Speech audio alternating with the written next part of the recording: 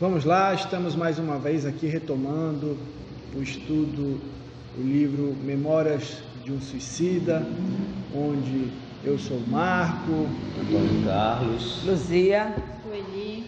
No capítulo anterior, que foi o capítulo 11, estávamos falando sobre Jerônimo, onde ele relatou toda a sua história, da sua filha, do seu filho, e o trabalho que ele teve de ter esse auxílio de Maria para resgatar os seus filhos e tirá-los de infortúnios devido ao seu suicídio.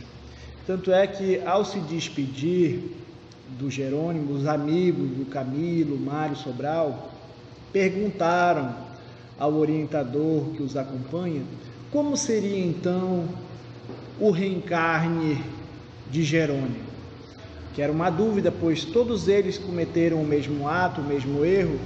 Então eles começaram a se questionar: como eu virei numa próxima reencarnação? E o orientador fala que o Jerônimo teria que passar pelas mesmas dificuldades que teve anteriormente, só que agora agravado pelo ato cometido, onde esse ato marca o seu perispírito. Ele, se eu não me engano, ele deu um tiro, né? Então ele vem, além de passar por todas aquelas dificuldades, ainda vem com a anomalia do corpo em graus que ele mesmo afetou cometendo este ato. E agora a gente passa para o próximo capítulo, que é o da reencarnação. É o capítulo 12, Prelúdios de Reencarnação, que nós vamos hoje repassar para esses ensinamentos, né? Dando continuidade na obra Memórias dos Suicidas. E esse departamento, ele é sob a direção do irmão Demétrio, e tem também a irmã Rosália, que ela é responsável por toda a estrutura local desse departamento de reencarnação. E esse departamento, ele fala de toda a preparação do espírito quando ele reencarna. E esse espírito ele vai passar por 6 processos para poder reencarnar. É toda uma preparação. E nós vamos explicar para vocês cada passo desses 6 processos dentro do departamento de reencarnação.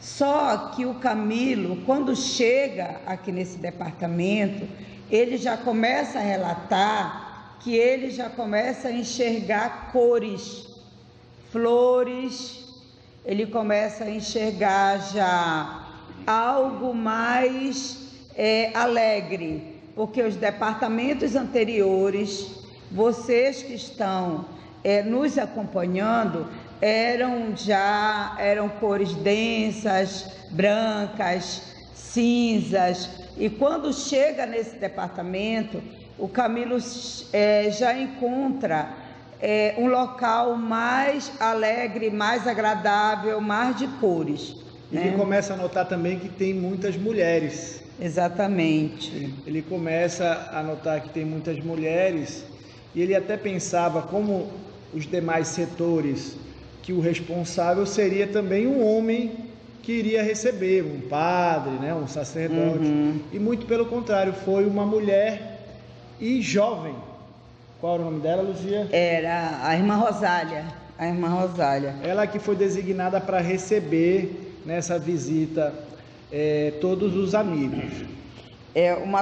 Porque assim, ele vai ser trilhada, vamos dizer assim, uma sequência reencarnatória, onde esses departamentos, eles têm mais mulheres, eles são regidos mais por mulheres. Penso eu que já pelo lado, né, o lado uterino, né, já aquele lado mais materno, mais de acolhimento, mais de preparação. Então, a presença feminina é muito importante, que é relatado nesse item dos prelúdios de reencarnação. Isso. É porque ele coloca que elas já vêm, elas são, as mulheres, elas pediram para reencarnar várias vezes, então elas têm uma sequência, né, de reencarnação. Como mulheres, né? Mulheres. Isso. E aí eles ficam assim, admirados, né, de ver, e ela explica o porquê. Porque como tem um envolvimento do planejamento, porque é o planejamento da reencarnação, né, que tem tem que passar por vários setores. Só que tem um dos setores, que eu não estou bem se é o quinto, o quarto ou quinto, que aí entra a parte que nós vamos, já está lá na frente, né, que Sim. é a parte maternal, né, da gravidez, do É o sexto. útero, é o sexto, né. É justamente por isso também a questão da mulher, porque ela vai harmonizando, né, o espírito. Por que o lado feminino? É essa harmonia entre o feto e a mãe. Por isso que é muito destacado isso. E o interessante também é que às vezes a gente pensa que reencarnar é assim, olha, vai reencarnar e pronto, é uma coisa fácil. E desde o início do estudo da obra, do livro, do Memórias de um Suicida, a gente vê que existe toda uma organização, toda uma disciplina, toda uma programação, onde até mesmo para reencarnar são atendidos as solicitações e feita uma triagem. E aí eu tenho 6 setores que irão coordenar esse molde de uma nova chance aqui na Terra. Tanto é que esse setor se vê as estátuas de como era teu corpo físico na Terra, né? E como ele está hoje após o suicídio e como ele poderá vir numa forma deformada na Terra, com alguma deficiência física. Então, tu chega nesse departamento, tu vai passar e ver como era teu corpo, como ele ficou depois do suicídio e como ele vai ficar depois que tu reencarnar na Terra. O primeiro setor seria o recolhimento, né? Como seria, Luzia? O recolhimento, ele é um estado inicial aonde a pessoa, ela fica no período de 1 a 2 anos, e sendo aprovado, essa pessoa quando chega no recolhimento, o paciente é encaminhado, onde serão feitos todos os seus registros que ele vai passar. Quem serão seus pais, né? Qual é a família que ele vai reencarnar. Então, durante 2 anos, no primeiro setor do recolhimento, que chama-se recolhimento, essa pessoa vai ficar lá por 1 ou 2 anos, fazer todo um registro para saber quem será o seu pai, a sua família, porque um suicida, ele nunca reencarna no seio da família que tinha. No seio da família que tinha. Geralmente ele reencarna em outra família, mas com os mesmos processos que ele tinha antes, entendeu? Então, assim, é um caso o Jerônimo. O Jerônimo, que ele teve essa falência financeira, ele voltará a ser rico novamente, né? Ele terá a falência financeira para ver se ele vai suportar ou não, entendeu? Para não cometer novamente o suicídio. Então, é todo um planejamento nesse setor de recolhimento. E o interessante que o Dr. Antônio Carlos colocou aqui, porque quando a gente quer uma nova oportunidade, a gente pensa primeiro na nossa família, né, doutor? E o que você acabou de nos dizer, que ele vai reencarnar, mas não no seio daquelas pessoas que ele... Muitas vezes, até em países diferentes, É verdade. cultura diferente, né? Com o ecossistema totalmente diferente do que ele conviveu até praticar o suicídio. Oportunidades mais difíceis. Sempre mais difíceis, com provas. Eles fazem primeiro, eu entendi assim, que eles passam primeiro, como igual quando a gente vai no hospital, né? Que faz primeiro a ficha, faz a ficha, Isso, dá a entrada, registro, faz né? o registro. Isso no recolhimento. Da parte de todo, como ele chegou, como ele foi, o que aconteceu, como... porque passa-se por uma análise depois, né? Vai se passar pelaquela Já é o análise. segundo. O segundo departamento que é a análise. seria a análise. Aí esse primeiro fazer toda aquela ficha dele para poder ele ter um histórico de como foi aqui na Terra e para poder se iniciar todo o processo, porque quando chega já lá para fazer o molde, né, que eu entendi assim, é tipo uma moldagem, é isso mesmo. Né, para poder ir moldando depois, aí acoplando ao útero, mas isso já é lá na frente, é uma parte que eu achei muito interessante. O segundo departamento, então, seria A análise, onde é estudadas todas as tendências psicológicas do paciente, é feita uma análise profunda desse suicida, um estudo do seu passado, da sua alma, do seu ser, de como ele era.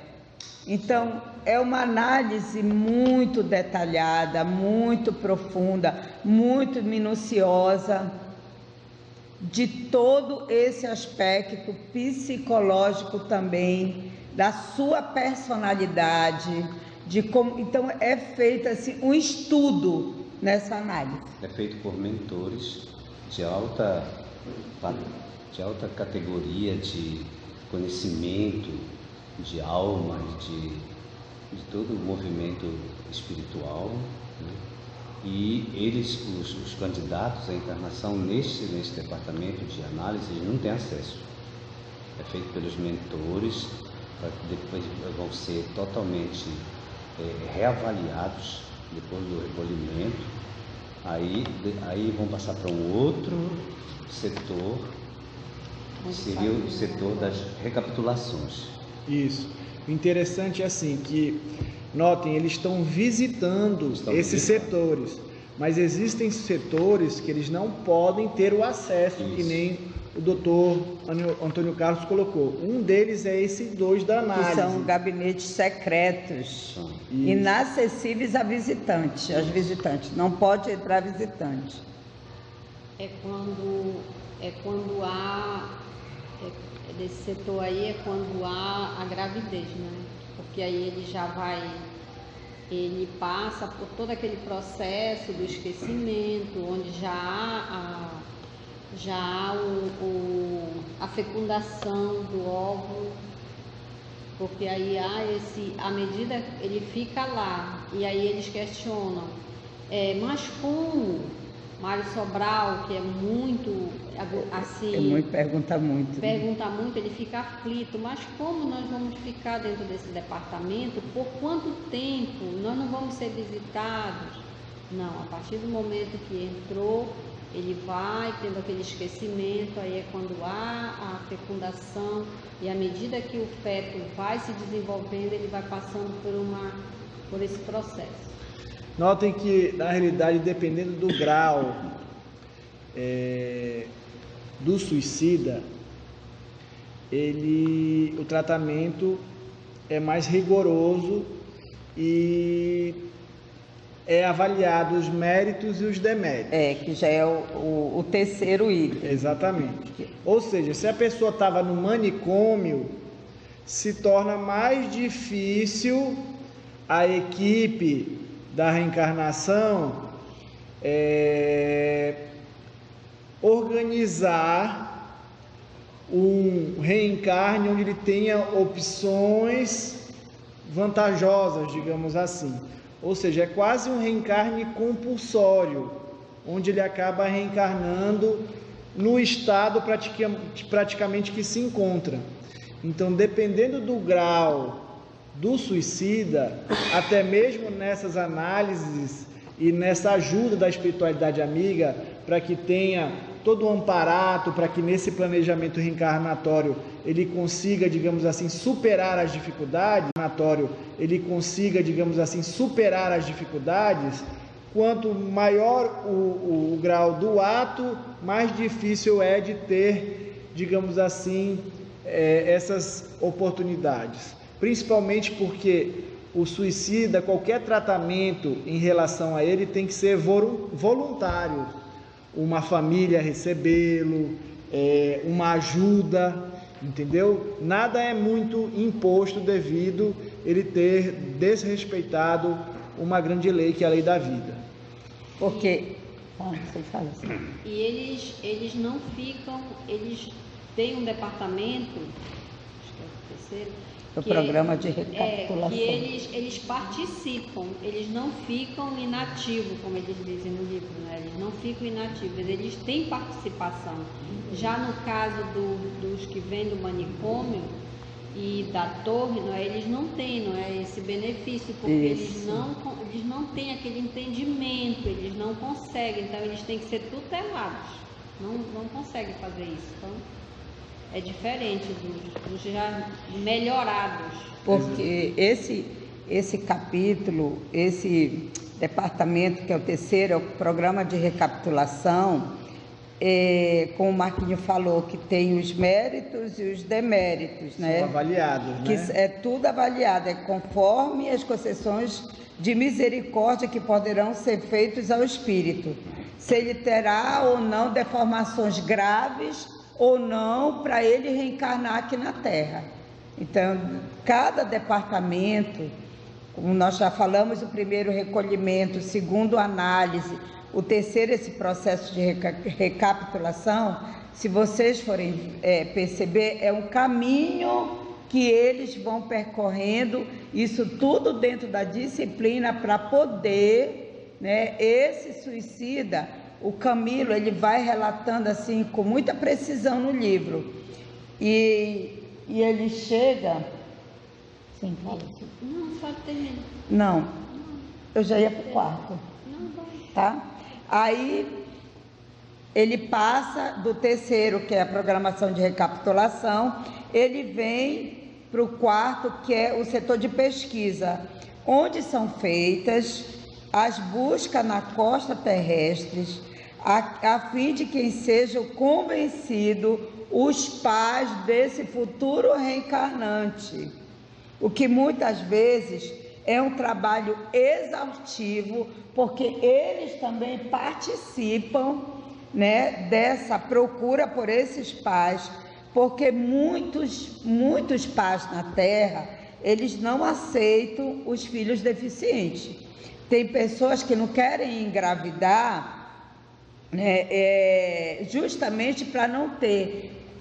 Eu posso dar um exemplo, quando teve esse processo da microcefalia, muitas mulheres, elas passaram a voltar a tomar, eu conheço, entendeu? Eu falo porque muitas amigas minhas me falaram, elas estavam querendo engravidar, passaram a voltar a tomar anticoncepcional, que elas se recusavam a ter um filho com microcefalia. Isso é um absurdo, viu, gente?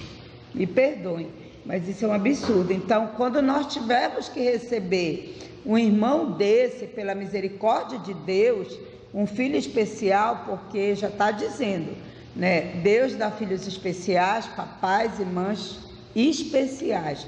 Então, nesse departamento de pesquisa vinha tanto eles quanto os técnicos da espiritualidade, nas madrugadas, em desdobramentos. Aquele casal estava ali deitado, estavam dormindo, aonde eles eram chamados, o espírito deles saíam do corpo e vinham conversar, né, com aquele suicida que ia reencarnar e também com os técnicos desse departamento de pesquisa. E muitos pais diziam, não, eu não aceito, eu não quero. Então, como nós temos o nosso livre-arbítrio, eles já iam visitar o outro lar. Agora, detalhe interessante que é assim, ao aceitar, querendo ou não, essa família, ela acaba também através do exercício do bem, da caridade, do amor ao seu filho, resgatando muita coisa e aliviando as suas próprias expiações.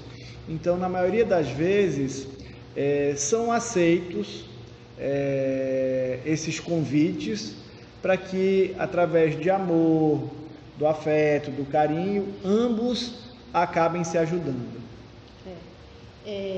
Tanto eles buscam nas fichas também aqueles pais comprometidos, aquelas pessoas tem no livro, no próprio livro tem um exemplo que eles dão, que eles fazem questão de, os mentores levam eles para eles poderem assistir, para eles assistirem não, para eles entenderem como que se dá. Eles saem, né, em busca, pegam a ficha de um casal comprometido com a caridade, por exemplo, no livro cita o exemplo de uma mulher que ela numa encarnação passada, ela abortou, teve o problema do aborto, fez tudo, então ela tem um comprometimento muito grande. Então eles foram justamente com esse casal, que era um casal de Portugal e um casal daqui do Brasil, do Nordeste, que ainda coloca. E que ela era muito comprometida, mas eles não queriam, eles não aceitavam de jeito nenhum, que eles não, porque é feita toda uma proposta, não é nada imposto, mas eles não aceitaram que eles assumissem essa responsabilidade, porque assumir, porque também eles precisavam trabalhar a caridade, o amor, a paciência, mas eles não aceitaram. E aí um deles fala: como se nós já estamos todos endividados e nós não temos ainda, não temos a opção de ter um pai, uma mãe, porque muitos ficam esperando, né? Porque não querem mesmo, eles não conseguem. Eles não querem mesmo, é incrível, como o nosso livre-arbítrio fala. Só ressaltando, aí eu fiquei pensando, né? O quanto que é o sofrimento de muitos que querem reencarnar novamente, que querem ter essa oportunidade de estar, né? Então, por isso que a doutrina coloca que a gente tem que aproveitar a nossa reencarnação aqui. Tem que aproveitar o máximo ela, porque possível. Nós pedimos, a gente pede para vir, solicita, implora e muitas das vezes acaba perdendo, né? Verdade.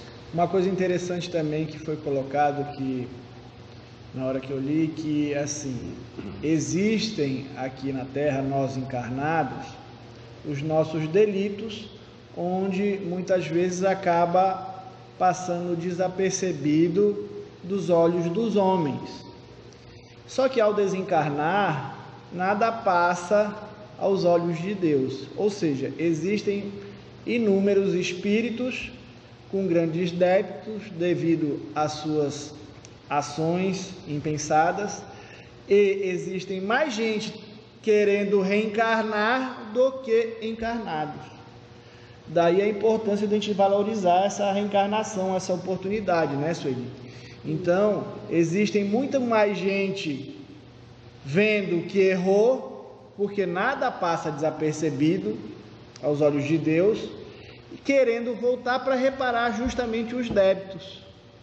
E se torna difícil, como a gente está vendo no caso dos suicidas, eles terem uma família para ser dada uma nova oportunidade.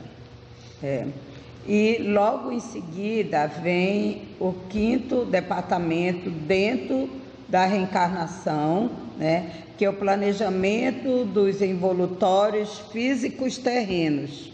Aqui é o planejamento do futuro corpo físico, que vai ser mostrado qual é o defeito que esse corpo físico vai ter daquele reencarnante.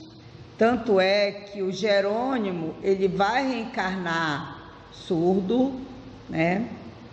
O livro ele relata, e vai reencarnar com o processo, com o defeito físico no rosto dele, ele vai ter um defeito. Então, esse departamento também é um departamento muito importante, aonde vai ser delineado quais serão os defeitos do corpo físico desse suicida. Aí eles saem, aí já entra aqui que a irmã é a outra, né? A irmã Celestina. Celestina, né? E a irmã Celestina leva eles, né, para eles darem uma olhada como é que funciona, né? Como é, e eles ficam impressionados, porque tudo, não passa nada. Os débitos, porque como o Marquinhos colocou ainda agora na palestra, o perispírito, né, no caso, ele será moldado de acordo com as deficiências. Perfeito. Né, do perispírito. Então, o corpo carnal, ele vai trazer essas deficiências, mas o perispírito também vai estar. Então, aí futuramente tem muitos que vêm, aí ele faz uma pergunta, mas aí, e aqueles que não vão com deficiência? Aí ele fala, mas ele pode ter uma deficiência futuramente, ou então um suicida pode ter o corpo carnal perfeito, mas ele vai passar por muita, digamos assim, muitos problemas, muitos conflitos, moral, psicológico, mental, né? Mental, emocional. Não é só o corpo físico, né? Porque eles fazem tem todo esse estudo. É interessante esse estudo porque é muito detalhe, é muito esmiuçado, é muita coisa que a nossa compreensão ainda é meio limitada, né? É porque o próprio livro relata que a Ivone, ela era uma suicida, ela já foi suicida, que é a autora do livro, a médium, né? Só que a Ivone, quando ela reencarnou, a Ivone não nasceu com nenhum defeito. Ela não reencarnou com nenhum defeito físico, mas a Ivone, ela tinha um processo muito delicado pela área emocional, pela área mental. A Ivone, ela era relegada da família, a família não aceitava a Ivone do jeito que ela era como se a Ivone, ela fosse uma pessoa, assim, todo mundo fazia o que queria com a Ivone, entendeu? Ivone, olha, falaram da Ivone, a Ivone é isso, a Ivone não se defende, é como se a Ivone fosse uma pessoa demente. Entendeu? Então, ela veio com o corpo físico dela perfeito, mas o lado psicológico, esse lado mental dela, era totalmente abalado. Entendeu? Então, é uma das deficiências grandes que tem, é essa, né? E sequelas muito graves mentais. É aquela pessoa que diz assim, meu Deus, todo mundo manda nessa criatura, essa criatura não tem poder de nada, ou não tem vontade própria, ou não tem nada. Então, assim, é uma sequela dessa, que é do suicida, como ela não veio nada no corpo, ela veio tudo com o processo mental dela. Interessante que a Ivone, ela coloca a questão eles falam a questão da disciplina,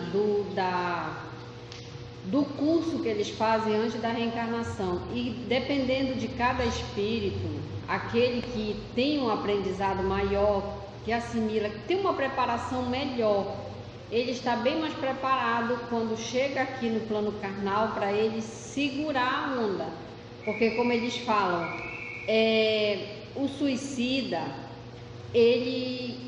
o livro, eles próprios colocam que o suicida, ele chega aqui no plano carnal, é como se ele não se interessasse muito pela vida, ele não gosta de estar aqui, ele não se sente bem, porque ele sabe, ele traz aquela lembrança, dentro dele, né? Aquela lembrança, e ele sabe que não será, no fundo, inconscientemente, ele sabe que não será fácil. Então eles são preparados, existem os mentores, e a Ivone, ela tem muitas características que ela mostra, que ela, como a Luzia falou, quando ela é encarnada, ela era aquela pessoa que ela parecia ser muito passiva, onde todo mundo falava, criticava. E ela calada. Mas ela calada, resignada. Mas por quê? Porque ela teve toda essa preparação e a espiritualidade o tempo todo do lado dela, para que ela, como ela é suicida, não foi só uma vez, né? Foi várias vezes. Para ela não recair novamente, ela pediu. Mas ela trouxe e ela conseguiu. Mas mesmo assim ainda houve algumas... Quem conhece, quem estuda a obra dela, pode falar com mais propriedade a respeito da vida dela difícil que ela teve. Mas os mentores, né, Marquinhos, aí a importância, né, da disciplina que ela teve, que ela, no plano espiritual, aí o Marquinhos pode falar melhor dessa parte. Não, o legal é assim, que existe todo esse planejamento que a gente está detalhando para vocês, e a gente não está só. Existe um mentor, ou seja, um anjo da guarda que vela por cada um de nós. Então, até mesmo nesse planejamento existe uma tutela, um auxílio muito grande. Por isso que às vezes a gente reencarna e se fala no anjo da guarda, no mentor, que é justamente as pessoas que estão nos auxiliando para que a gente consiga passar por essas tarefas, por essas dificuldades aí da nossa vida, da nossa jornada. E agora tem o último departamento, que é dentro da reencarnação, que é o laboratório de restringimento, que é o gabinete. Esse gabinete ele é inacessível aos visitantes, ou seja, é um departamento onde diminui o espírito porque assim, ele fica pequeno, igual um feto, para ele poder ser introduzido no útero. É um processo lento, angustiante, onde ele vai diminuindo devagar, muito devagar, não tem pressa nenhuma, né? Aonde vai fazendo a harmonia entre o perispírito e o corpo da mãe.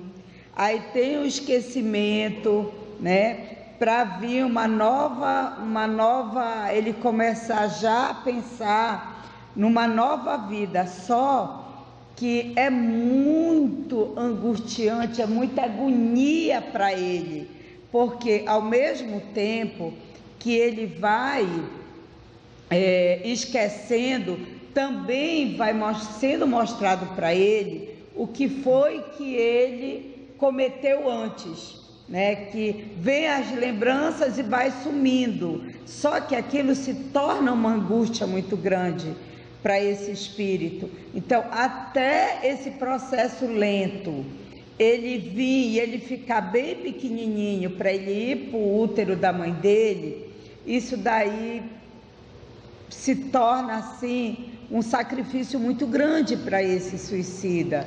Então, os dois departamentos que eles são muito importantes, né? Que é o segundo e esse sexto agora. Que são privados até de visitas. Isso. E notem que, mesmo com tanto cuidado, com tanto planejamento, com tanta organização, o ser humano ele nasce esquecido, né, das recordações, e ao decorrer da sua vida existem as expiações, que é o que ele traz na sua bagagem devido aos atos passados, e as provas para ver se realmente ele está assim com afinco, podendo receber essas provas, para que ele não realmente eu consigo superar as dificuldades. Então ele tem tudo isso, mas existe uma pequena coisa chamada livre-arbítrio, onde pela sua vontade ainda ele pode colocar tudo a perder, ou seja, é feita uma programação, no caso do Jerônimo, onde em certos momentos ele tem que resgatar suas expiações, ou seja, ele tem que terminar de ser bem sucedido entrar numa falência, mesmo ele sendo organizado, mesmo ele sendo honesto, ele vai ter uma nova oportunidade de estar bem, mas em certo momento vai ser tirado dele novamente, resgatando o que ele tinha que cumprir, que não cumpriu até o final. E além disso, terá suas dores no corpo físico, causadas pelo suicídio. E assim a sua jornada vai, mas nessa programação existe a sua vontade, o seu livre-arbítrio, onde ele pode se revoltar, se exceder, tentar cometer o suicídio de novo e colocar tudo a perder. Não é isso, doutor Antônio Carlos? Isso, só que esse livre-arbítrio, qualquer pessoa, quando encarna, já é restrito, já restringe o livre-arbítrio do que ele em espírito era na erraticidade. Então ele era um espírito livre, solto, e vem ficar enclausurado num corpo físico. Agora imagina quando vai expiar, né? No caso do suicida, o livre-arbítrio é mais restringido. Se ele vier surdo, mudo, se rastejando, numa sociedade totalmente hostil e pobre, que livre-arbítrio esse homem vai ter? Justiça divina. É verdade.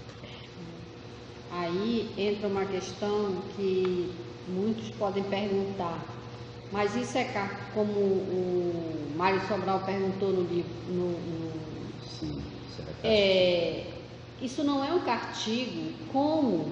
Sendo Deus, ele questiona, porque no fundo ele acha que isso, ele ainda não tem esse entendimento ainda, ele questiona porque ele ainda não tem, ele está iniciando esse processo de aprendizado, né? Tanto que os mentores conversam, falam muito com ele, e ele, quando chega já lá na frente, ele já começa a entender.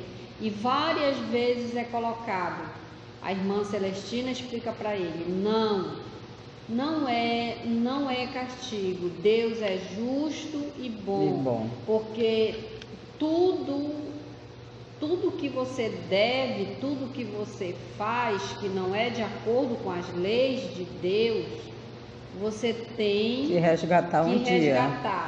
E a Terra, o planeta Terra, é o plano onde você vai fazer o seu estágio e onde você vai passar por um processo esse processo de transformação que eles dizem. Na verdade, ele vem para fazer esse processo de... Eles usam uma palavra, digamos assim, fazer a depuração, estágio, né? Uma depuração, esse estágio do espírito, né? Que o espírito ele já está exilado dentro do corpo, então ele está exilado dentro do corpo já é uma limitação. Uma prisão. Uma prisão, mas que não é injustiça de Deus, não, é porque faz parte. É a lei da ação e reação. É a lei da ação e reação. Exatamente. Ele não está em sintonia com o todo, que é só amor. Então o que aconteceu do evento que ele causou, o suicídio, foi por falta de amor. Então ele saiu do plano divino, que é só amor. Então, para ele se colapsar de novo, ele tem que passar por isso, resgatar tudinho, para ter uma sensação de uma ascensão de chance, de sabedoria, de evoluir com sabedoria. Para se reequilibrar novamente. Para se reequilibrar e ficar compatível e ter essa ressonância. É interessante também que, quando ele fala do esquecimento do passado, ele ressalta em um pedacinho que existem momentos em que nós, na carne, nós temos alguns flashes do passado. Então, muitas das vezes, é porque a gente não consegue, não tem ainda essa sensibilidade, esse amadurecimento de perceber isso. Mas o fato de reclamar, o fato de se achar o momento atual, hoje, na atualidade, a gente vê muito isso. As pessoas assim, elas desistem muito fácil das coisas, elas estão assim muito... Então, muitas das vezes, a pessoa, ela chega, ela está num diálogo com a gente, e aí ela está falando de alguma coisa que está doendo, que às vezes não é o físico, é o psicológico mesmo, muita coisa que está no inconsciente, naquele inconsciente, aquela queixa, que muitas vezes não tem explicação, a pessoa não consegue explicar isso. Então existe esses flashes desse passado, dessa dor, às vezes a dor da consciência também, de quando você quer fazer uma coisa que está errada, mas a tua consciência ela puxa que não está certo. Isso eles colocam que fez parte do planejamento, que você tem isso dentro de você, que você não pode avançar no mal. Mas, como o doutor falou, existe o livre-arbítrio. Então vai muito da tua insistência, do teu conhecimento, do amadurecimento e também de como tu vai conduzir tua vida aqui, né?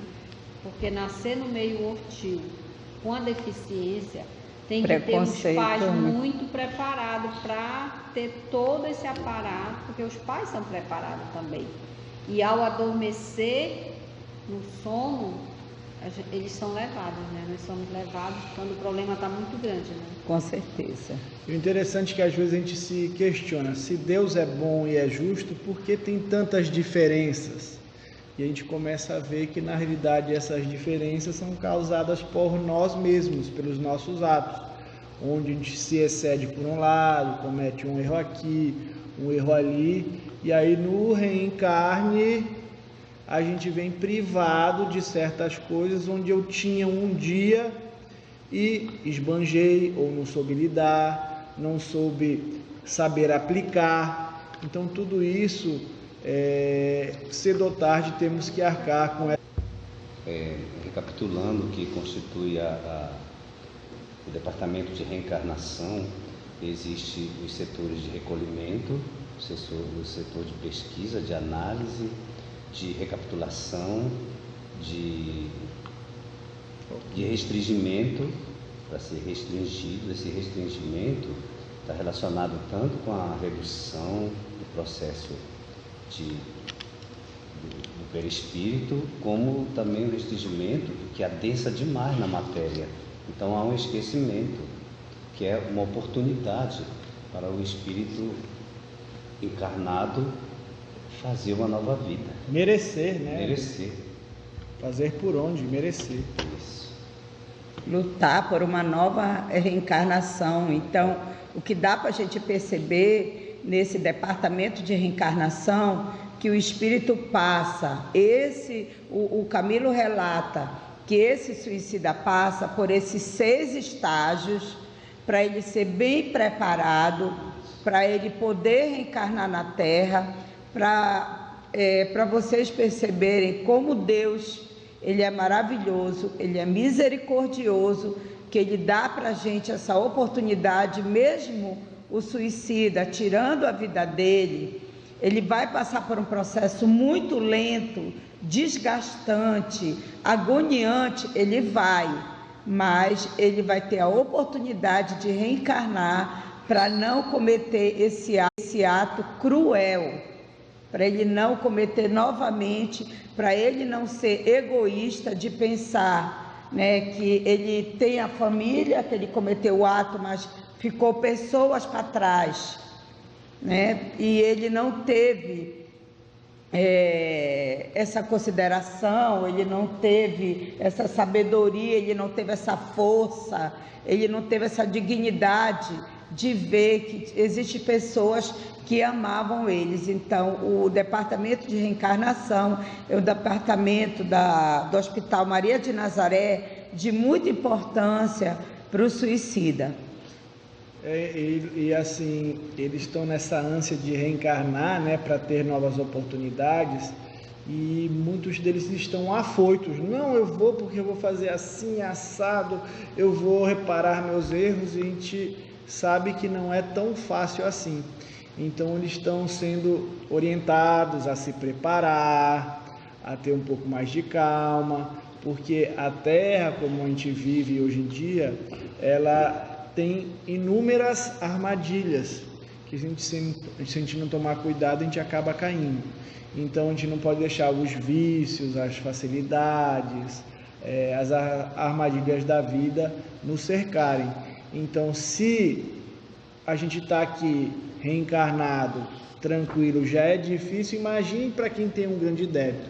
Então, estão sendo constantemente orientados, passados por todas essas etapas, para que realmente a reencarnação seja uma reencarnação benéfica, onde eles consigam se reequilibrar e resgatar os seus débitos. Daí que às vezes a pessoa vem com anomalia, vem doente de um jeito, vem com uma sensibilidade mais aflorada, era para vir com uma sensibilidade, vem com várias, era para vir de um jeito, vem cego, vem sem uma parte do corpo. Por quê? Justamente para, através da dor e do sofrimento, aquele espírito se depure, se reequilibre e retome a caminhada do bem. O que tem também de se ressaltar, frisar, que eles são sempre monitorados, mesmo encarnados. Quando termina o período de reencarne, de voltar ao mundo espiritual, eles entram de novo no recolhimento, onde eles são recebidos de novo e serão reavaliados toda e recebem outra programação. Então, meus amigos, nós ficamos por aqui nesse 12º capítulo. A semana que vem nós estaremos com mais um capítulo, a cada um segundo as suas obras. Muito obrigada, Luzia. Entre no nosso canal, se inscreva, dê um like, um grande abraço. Amigos, Compartilhe com seus amigos para que todo mundo possa conhecer essa obra maravilhosa. Centro Espírita Luz de Ismael, e que a gente possa ajudar aqueles que hoje estão deprimidos, com problemas emocionais, mentais, e essa obra vem trazendo esse rico ensinamento, dizendo que o suicídio é uma porta falsa.